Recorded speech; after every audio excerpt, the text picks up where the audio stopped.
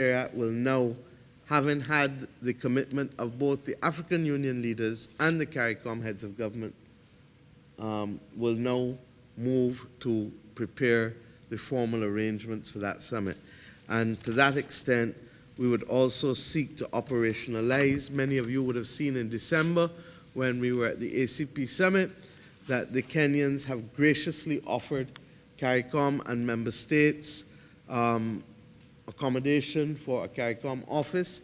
Many of the people of the region may not know that Nairobi actually hosts the largest amount of UN offices in the Southern Hemisphere, and to that extent, it is also the headquarters of the United Nations Environmental Program, which is absolutely critical to the countries of the region who are on the front line of the climate crisis. And also, it is the home headquarters to UN Habitat, which deals with housing issues. And as you know, one of the first things we have to do, or we are doing rather, with respect to fighting the climate crisis and building our resilience is changing how we build in order to ensure that our houses are far more resilient.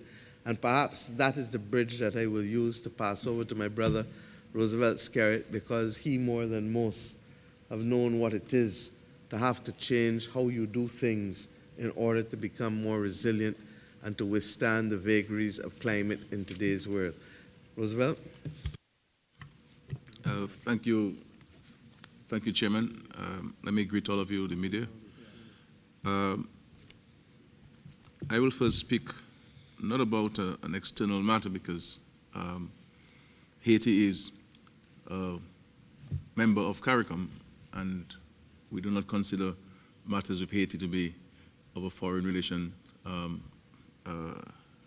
existence. But heads spent the entire caucus period this morning discussing the situation in Haiti. We had an opportunity to review the situation there, and we recognize that this situation is very complex in nature, and the issues there are also of a complex nature as well. And in discussing, we also recognize that there are many different views on the way forward. But we all accepted the situation cannot continue with no intervention on the part of CARICOM. And in that regard, we've agreed to dispatch a team of senior officials led by the Secretary General, Ambassador Larocque, to visit Haiti and to meet with all relevant stakeholders so that we can find some kind of, first of all, to know exactly what's happening on the ground, engaging stakeholders, but also seeking to devise a strategy of how CARICOM can assist Haiti in resolving this issue. Because it is felt that if we do not help address the domestic issue confronting Haiti, we will continue to have tremendous negative impacts on countries like the Turks and Caicos and the Bahamas, who are seeing a large number of migrants coming in to these countries and creating some domestic challenges for them. So we need to work with Haiti, to work with the various stakeholders in Haiti to find some kind of lasting solution to the current impasse. We also had the opportunity to receive and to welcome the Foreign Minister of Canada. Unfortunately, as you know, the Prime Minister of Canada could not have been with us, taking into consideration some domestic challenges which he has. But nonetheless, we were pleased to receive the Honorable Francois-Philippe Chapin, who set out an agenda for the strengthening of ties between his country and CARICOM. We said to them that we felt that the relationship almost appeared to be on pause, and therefore we need to bring some new life to the relationship between Canada and CARICOM, because we have had a very long beneficial relationship between Canada and CARICOM for extended periods of time, even before our own independence. And we also express our appreciation for the assistance granted by Canada in various fields, and we look forward to the initiatives proposed by the Foreign Minister to advance relations. Canada has also made an offer to host a Canada-CARICOM summit in May 2020 in Canada, of which CARICOM has graciously accepted. So we're hoping that this is a clear sign of more political engagement between CARICOM and Canada.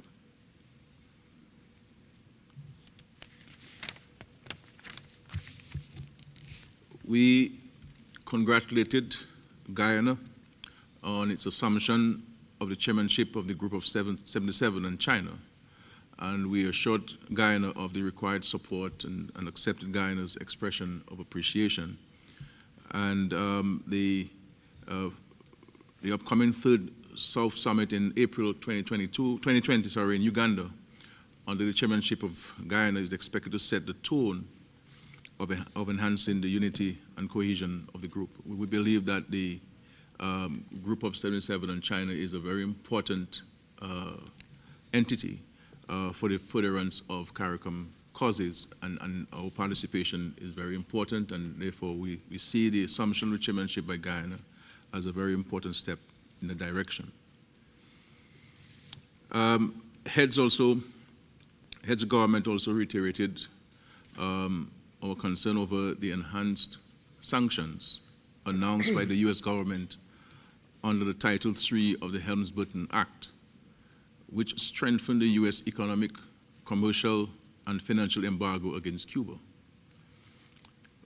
The heads denounced as unjustifiable the application of laws and measures of an extraterritorial nature that are contrary to international law.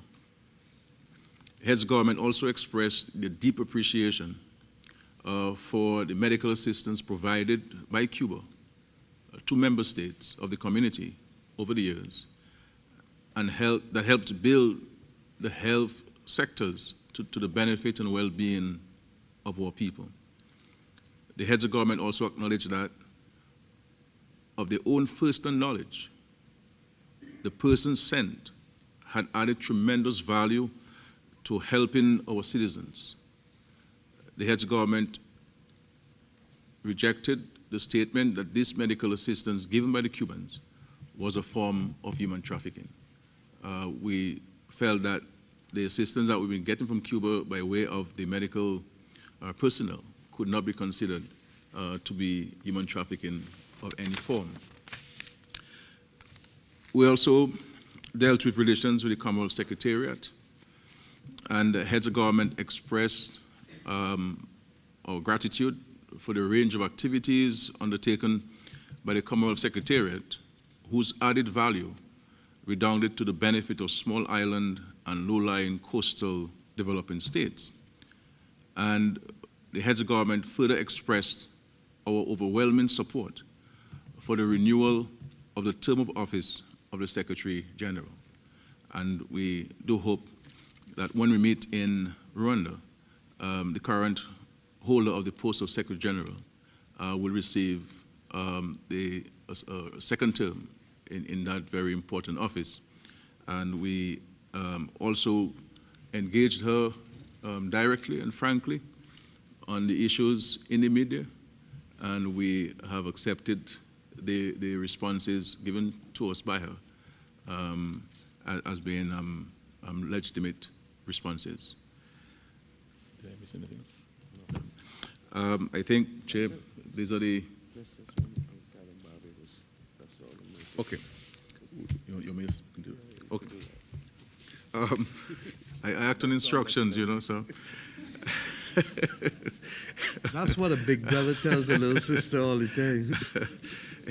Heads of government also congratulated Barbados on its selection to host the 5th Quadrennial United Nations Conference on Trade and Development, which will be held in that member state from 18th to 23rd October 2020. Heads of government also noted that the conference would be preceded by 2 ministerial meetings on small island, low-lying developing states and least developed countries on the 15th and 18th October 2020. I want to end by commending the chairmanship and the leadership of our chairman, Prime Minister of Barbados, Honorable Mayor Motley. I must say, many of us came here with very low energy, but she was able to ignite some high energy spirits within us, to the point where she was able to resurrect a number of documents and decisions which have been on our shelves for extended periods of time. I mean, the Rosal Declaration, which she referenced, was approved first in 2003 and subsequently in 2007. And we had not spoken about the Rosal Declaration since 2007 until 2020. And I'm hoping that we can find a way of giving life to it when we meet in St. Vincent and the Grenadines in July of this year. And my respectful view is that if we can find common ground on this Rosal Declaration, it would address in large measure the deficiency in implementation which we've had at CARICOM for its entire lifetime. And I look forward to this meeting in St. Vincent and the Grenadines, where we can advance this issue very much. So, Prime Minister, on behalf of all of us, we want to say publicly, thanks for your chairmanship and the very, very important 2 days for the regional integration process and for CARICOM and for the citizens and residents of our community. Thank you, Prime Minister Skerritt. I would just say that, like everything else in life, life is about process, and building an integration movement is as much about process as it is substance. This meeting was in every respect a working meeting and has allowed us to add serious value and to move the needle with respect to almost every issue that we had to deal with here today. And therefore, against that background, as you thank me, I can only say to you that this is only possible because member states have come with the will for us to move forward, generally speaking, the needle to ensure that we can provide more tangible benefits to our individual citizens. So I make the floor available. Esther, you want to add anything? Any questions? Just any Okay. Question? questions? Identify. Yes, please, as usual, I see familiar faces. Just identify yourself and the media house, and I'm sure there are many questions to be asked. Prime Minister Motley, Shane Jones from CBC News in Barbados. You spoke of a comprehensive report received from the regional private sector that dealt with things like the regional food import bill and savings of over $400 million US. My question is, were any suggestions made in terms of an overall ease of business in the region from the private sector? Yes, that was one of the things that we are looking at. Indeed, I just opened the book to the exact page, which is a feat given that it is over 200 pages. So that is a case of divine intervention. But we agreed that the inclusion of the ease of doing business indicators is absolutely critical to any successful investment on the part of the private sector. And each of us has our role to play. And they have identified the potential areas where they believe that they can participate in order to have this savings of about $400 million US in import bill. And at the same time, they have identified the areas where they believe that whether it is in model legislation for animal and plant health, or whether it is in how we deal with the protocols governing inspection and approval procedures for the trade in animal products and animals, or whether it is in other trade protocols, we have to be able to remove a lot of the, or to simplify, not remove, simplify a lot of the bureaucratic difficulties without compromising the public purpose. In Barbados, I use 4 questions to help us identify how we are going to deconstruct and reconstruct. And that is asking yourself, what is really the public purpose you're trying to defend? What is the public mischief that you're fighting against? Can you use technology to do this more effectively? And who are the beneficiaries or the classes that are likely to be discriminated against. And in every instance, I can say that based on what the private sector has asked us, we will have to be able to make those determinations to see how best, country by country by country, but we recognize that in some instances, we have a Caribbean Agricultural Health and Safety Association already, CAFSA, and that we may need, instead of creating new institutions, to better amplify the role of CAFSA and to ensure that it has the resources to be able to do what is necessary for seamless trade across the entire community. Prime Minister, good evening. Barry Allen from the Nation newspaper here in Barbados. We spoke to Prime Minister Rowley. Your voice is so gentle that I think that you may be elsewhere. We spoke to Prime Minister Rowley earlier today, and he gave us a little snippet regarding the fact that you guys had thoroughly discussed a way forward with which member states could deal with crime and violence and social disruption. Would you be willing to elaborate a little bit on what conclusions you reached, if any? Yeah. As I said, we will have a summit in the very near future.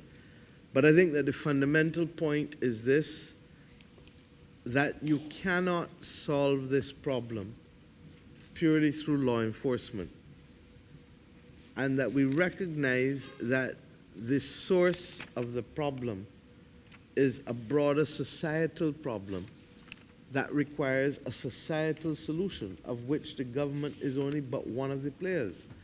And we're talking about not just how do you solve murders, we're really talking about how do you resolve violence and conflict within our families, within our communities, within our countries. And to that extent, we also recognize that there are some insidious things happening. You're going to hear us talk more about it in Barbados over and over, and some of my ministers have already been given the task. How many people in this room know what purple drank is, or lean? How many people in the media who are questioning us? What is purple drank? What is lean? And you are on the front line of the media. This is perhaps one of the worst things that's happening throughout the region. It's one of the negative things that they have taken up from, as we would say, over and away. And all it is cough syrup, Jolly Ranchers, and Sprite. And regrettably, too many of our young children are using it. And in using it, it literally makes them go into being a different person. That the level of sugar, I'm told, when going into the bloodstream, combined with the codeine and the other things, is having a deleterious impact. And in some instances, people don't even remember what they were doing when they were high. Now, I am old enough to know, as are many in this room, that we have gone through bad epidemics before in terms of drugs. We went through the crack epidemic in the early 80s, mid-80s. And we came out. But we have to work together across the region, first with the parents, so that the parents can recognize what are the threats to their children's stability and do something about it. Now, at the end of the day, a child who is high, a young person who is high, and who is not in full control of their capacities may end up doing something that they would not do if they were not. And if they have access to weapons, which regrettably are all too available in our societies today, then what they might have done 30 years ago with a rock or a piece of 2x3, they are now doing today with automatic weapons. And that is the insidious nature of what we're confronting. The fact that the majority of you in the media still didn't know what it was tells you that it is still very much, and I learned about it from 11 and 12-year-olds. I must confess, okay? And it is only in going around in the last few weeks and trying to understand what is happening that you begin to recognize that this thing is a serious issue. And unlike other drugs that may bring you down, this one apparently does even stranger things to the young people or the human beings that are affected. I see one or two of you nodding because you obviously know. And what can be more innocent than Jolly Ranchers and hard candy? Bad for you from a point of view of health, but we never associated it as a substance which, when abused, could lead to all kinds of psychotropic behavior and other types of activities that flow from drug abuses. Okay? So we're going to have this summit. We recognize that our young people may also be influenced more, in some instances, by pastors who are charismatic, by sportsmen, by artists, by teachers, by nurses, by doctors, by other people in the community who run cultural groups or community groups. Sometimes children can't speak to their parents. So that we feel that we have to have a multidisciplinary approach. I'd like to call and reference the example of Bermuda. Bermuda shared, and the Deputy Premier is here, they shared, having gone through really bad episodes with crime, having spent hundreds of thousands or millions of dollars bringing in advice from outside. At the end of the day, it is a homegrown, multi-sectoral approach. There's a lot of fancy language to say you got to care. One that picks up those children who are being put out of school at 16 instead of leaving them on the street. One that looks at those families who are falling through the cracks. One that teaches our children how to be able to resolve conflict without wanting to resort to violence to be able to do so. But it is only going to happen when we do this according to scale. In order to transform the society, you need scale. And to that extent, therefore, what the prime ministers and heads of government have agreed is that we need to bring everybody together, set a common mission. And once we set that common mission, then each work their part to pursue and achieve that mission. And therefore, it cannot be government alone, but all of the, what do we call it, the partners, the regional multi-state partners, and civil society generally. Okay? Any more questions? Hi, yes, good evening. Jerome Sawyer from R News in the Bahamas. I wanted to reference the deliberations on Haiti. Specifically, are you able to give us any idea on what you're hoping that mission or the fact-finding mission to Haiti might achieve? Also, you may have alluded to the fact that there were some differing opinions or even disagreements on a way forward for Haiti. Are you able to share with us what they may have been, and specifically for us, what the Bahamas' position might be, as we are one of two countries you mentioned that really feels the impact from unrest in Haiti? Prime Minister Skerritt answered it. I don't think there were no different positions on Haiti. I think that our sensitivity is that we need, and I spoke to President Moïse this morning, we need to ensure that the Secretariat is allowed to come in there with a fact-finding mission. We recognize that there is instability that is not only affecting the well-being of the people of Haiti, but it is now having an impact on the people of the Bahamas and the Turks and Caicos. And we recognize that, therefore, the first thing we need to do is to have clarity as to what is transpiring, what is causing it, how it can be resolved, and at the same time, to be able to work as a community to minimize the negative impact of persons putting their life at risk. Because if you go in a small boat with some of the swells that we have seen across the region recently, people are going to die.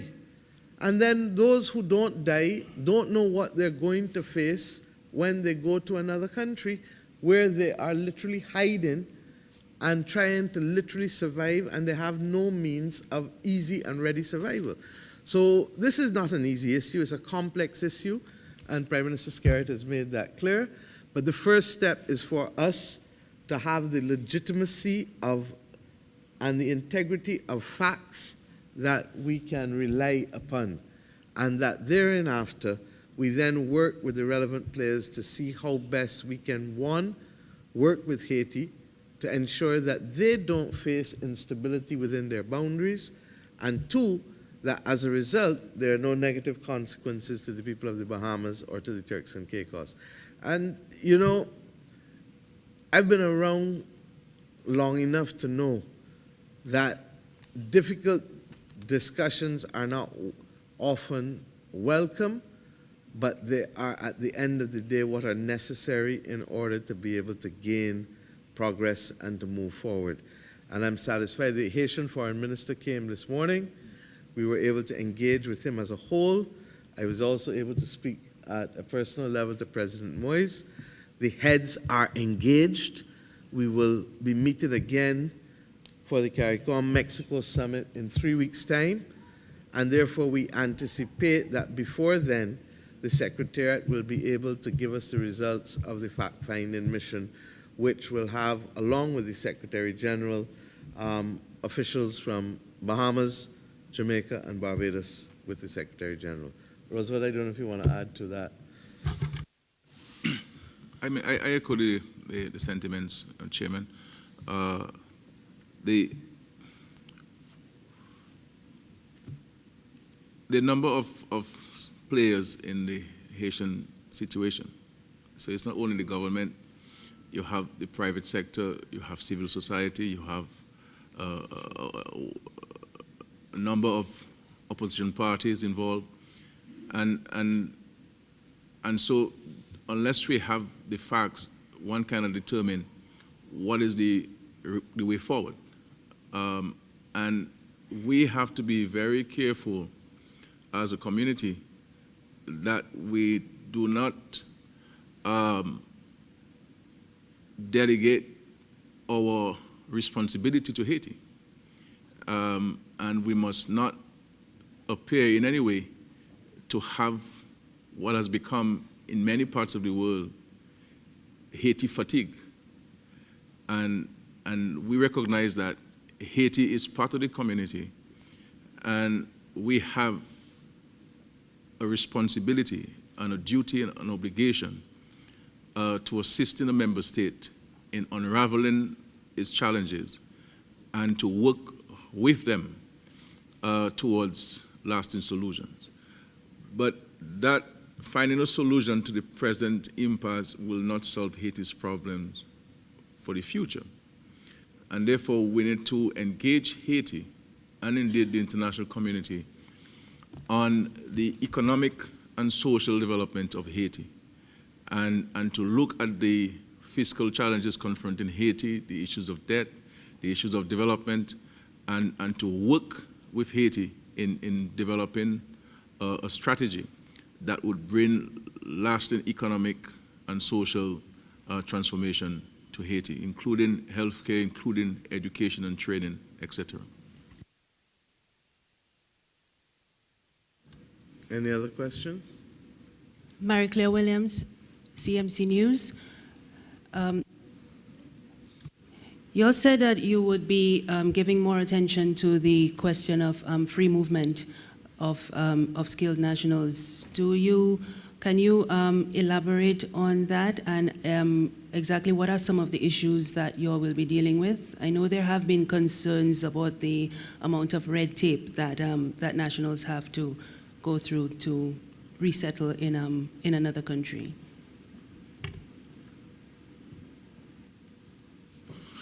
As we indicated, extensive work was done on the free movement of labor throughout the Caribbean community. And in this document, we had suggested that we have everybody captured, every category captured in this. As you know, we've started on a phase basis with university graduates, etc., and we're coming down the ladder. And it was always felt that we must not let the Caribbean citizens believe that it would be only a selected few who would enjoy this fundamental right of movement. And so there was not only a recommendation for all categories to be considered, but this also spoke about a procedure in managing this movement, and also it dealt with contingent rights.